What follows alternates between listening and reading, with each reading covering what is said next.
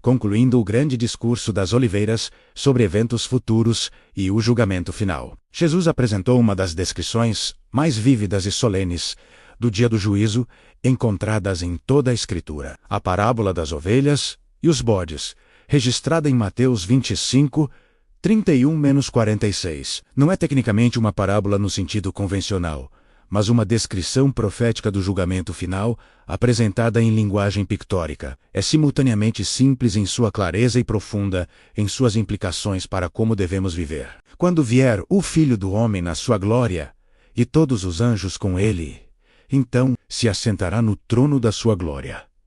Jesus começou estabelecendo a cena com majestade esmagadora. Este não é o Jesus humilde cavalgando um jumentinho, ou o servo sofredor pendurado em uma cruz. Este é o Cristo glorificado, retornando em esplendor incomparável, acompanhado por exércitos celestiais, assumindo seu lugar como juiz universal. O título Filho do Homem que Jesus frequentemente usava para si mesmo vem de Daniel 7, 13-14, onde o profeta viu vindo com as nuvens do céu um como o Filho do Homem, e foi-lhe dado domínio, e glória, e o reino, para que os povos, nações e homens de todas as línguas o servissem.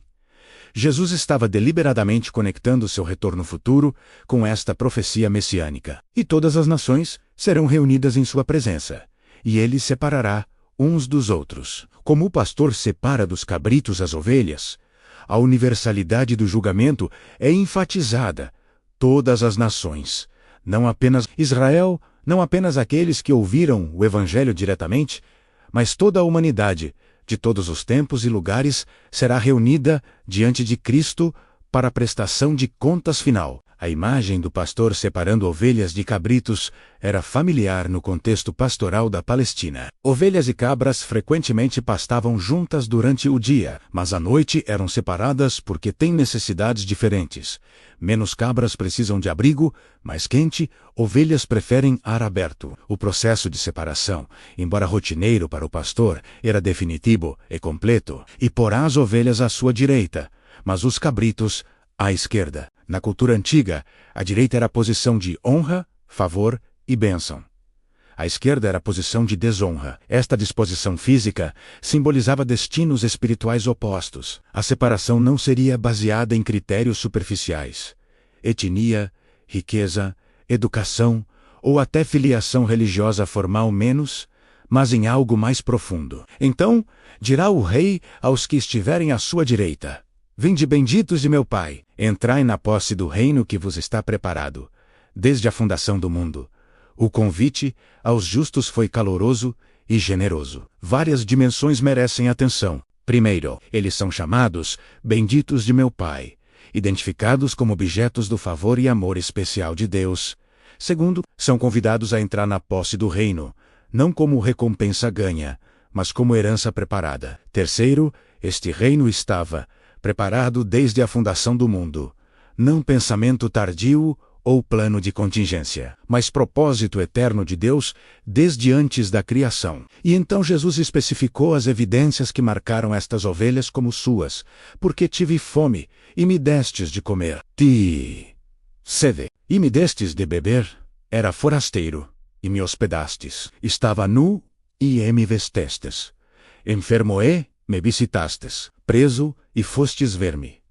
Esta lista de atos de misericórdia não incluía práticas religiosas sofisticadas, realizações teológicas impressionantes, ou grandes feitos espirituais. Eram ações simples, tangíveis, práticas de compaixão para com pessoas em necessidade física, alimentar o faminto, dar água ao sedento, hospedar o estrangeiro, vestir o nu, visitar o enfermo e o encarcerado. Atos que quase qualquer pessoa poderia realizar, independentemente de riqueza ou status. Então, perguntarão os justos: Senhor, quando foi que te vimos com fome, e te demos de comer? Ou com sede, e te demos de beber? E quando te vimos forasteiro, e te hospedamos? Ou nu e te vestimos? E quando te vimos enfermo, ou preso, e te fomos ver. A perplexidade genuína dos justos é significativa. Eles não tinham memória de servir Cristo diretamente nestas maneiras. Eles não realizaram estes atos com consciência de que estavam ministrando ao próprio Rei. E aí está a beleza profunda. Em verdade vos digo que, sempre que o fizestes a um destes meus pequeninos irmãos, a mim o fizestes. Jesus identificou-se completamente com os vulneráveis, necessitados e marginalizados. Servi-los era servi-lo, negligenciá-los era negligenciá-lo. Os pequeninos irmãos provavelmente se referem primariamente aos seguidores de Jesus, particularmente aqueles em necessidade. Mas o princípio se estende mais amplamente. Cristo está presente de maneira especial nos vulneráveis e sofredores, e nossa resposta a eles é indicador de nossa resposta a Ele. Então, Jesus voltou-se para aqueles à sua esquerda: apartai-vos de mim, malditos, para o fogo eterno, preparado para o diabo e os seus anjos. O contraste com o convite aos justos é chocante. Apartai-vos versus vinde, malditos versus benditos, fogo eterno versus reino preparado. Crucialmente, Jesus especificou que o fogo eterno foi preparado para o diabo e seus anjos, não originalmente destinado aos seres humanos. Deus não criou o inferno para pessoas, mas para anjos rebeldes. Que seres humanos acabem lá é resultado trágico de escolhas livres que os alinharam com Satanás em vez de com Deus. Porque tive fome, e não me destes de comer. Tive sede, e não me destes de beber. Sendo forasteiro, não me hospedastes. Estando nu, não me vestestes. Achando-me enfermo e preso, não fostes ver-me. A acusação era não de perpetração de males ativos, mas de omissão de bens. Eles não alimentaram, não deram bebida, não hospedaram, não vestiram, não visitaram. Pecados de omissão revelarão-se tão condenatórios quanto pecados de comissão. E eles lhe perguntarão: Senhor, quando foi que te vimos com fome, com sede, forasteiro, nu, enfermo ou preso, e não te assistimos? Eles também estavam perplexos, mas por razão oposta. Se tivessem visto o próprio Cristo em necessidade, certamente teriam respondido. Mas Jesus respondeu: Em verdade vos digo que, sempre que o deixastes de fazer a um destes mais pequeninos, a mim o deixastes de fazer. Negligenciar os necessitados era negligenciar Cristo. Não podemos amar a Deus, a quem não vemos, enquanto desprezamos seu povo, a quem vemos. Como João escreveu: Se alguém disser, amo a Deus, e odiar a seu irmão, é mentiroso, pois aquele que não ama a seu irmão, a quem vê, não pode amar a Deus, a quem não vê. João 4:20, e irão estes para o castigo eterno, porém os justos para a vida eterna. A parábola concluiu com declaração solene de destinos finais. Ambos são descritos como eternos aiônios, menos a mesma palavra grega usada para ambos, indicando que a duração do castigo é tão interminável quanto a duração da vida. Esta parábola levanta questões teológicas importantes que merecem consideração cuidadosa. Primeira, esta passagem ensina salvação por obras? Não. A Escritura é unânime que salvação é pela graça através da fé, não por obras. Mas fé genuína sempre produz fruto de boas obras. Tiago escreveu: A fé, se não tiver obras, por si só está morta. Tiago 2:17. As obras de misericórdia descritas aqui não ganham salvação. Evidenciam fé salvadora genuína. São frutos de corações transformados por Cristo. Os justos não fizeram estas coisas para serem salvos. Fizeram-nas porque foram salvos, porque tinham corações moldados à imagem de Cristo, que não veio para ser servido, mas para servir. Segunda, apenas cuidar dos pobres garante salvação? Não.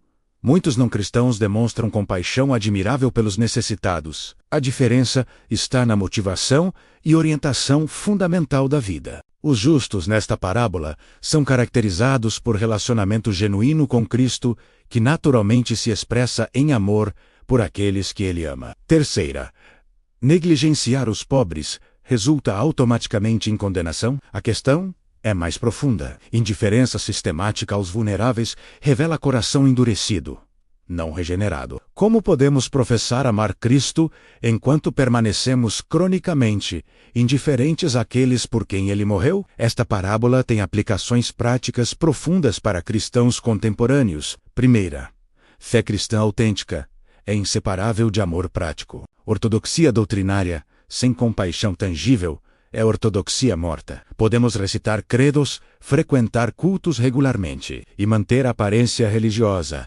mas se nossos corações são frios para com os famintos, sedentos, estrangeiros, nus, enfermos e aprisionados, nossa fé é questionável. Segunda, como tratamos os vulneráveis é como tratamos Cristo. Isto deveria transformar radicalmente nossas atitudes e ações. Cada pessoa necessitada que encontramos é potencialmente Cristo disfarçado. O mendigo na esquina, o refugiado na fronteira, o preso na cadeia, o idoso solitário, a criança abandonada menos Cristo, está misteriosamente presente neles.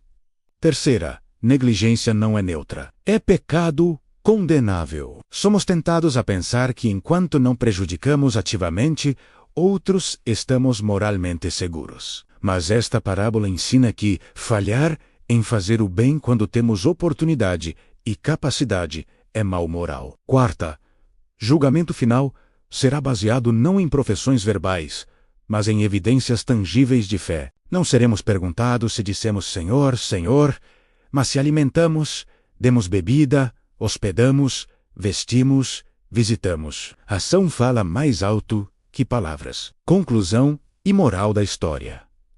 A parábola das ovelhas e os bodes nos confronta com realidade solene do julgamento final e critério pelo qual seremos julgados. Fé genuína em Cristo produz inevitavelmente fruto de amor compassivo pelos necessitados. Indiferença aos vulneráveis revela coração não transformado. Mas esta parábola é também convite gracioso. Ainda há tempo para tornar-se ovelha, para vir a Cristo em fé, receber coração novo moldado por seu amor, e viver de maneira que reflita sua compaixão. E para aqueles que já conhecem Cristo, é chamado ao autoexame.